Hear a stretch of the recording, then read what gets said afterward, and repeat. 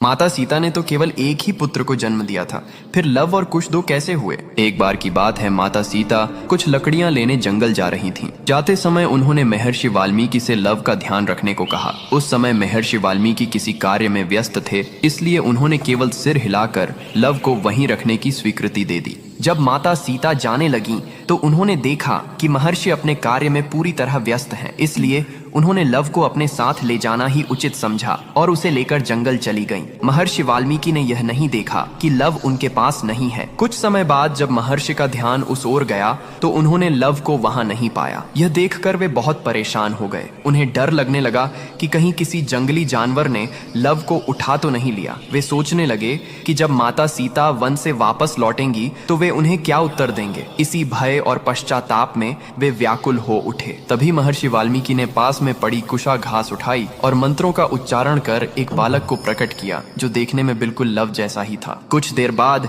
जब माता सीता वन से लौट कर आईं, तो महर्षि ने देखा कि उनके हाथ में लव पहले से ही मौजूद है। यह देखकर वे आश्चर्यचकित रह गए, लेकिन माता सीता उस दूसरे बालक को देखकर अत्यंत प्रसन्न हुई, क्योंकि वह बालक कुशा से उत्पन्न हुआ था, इसलिए उसका नाम कुश रखा गया।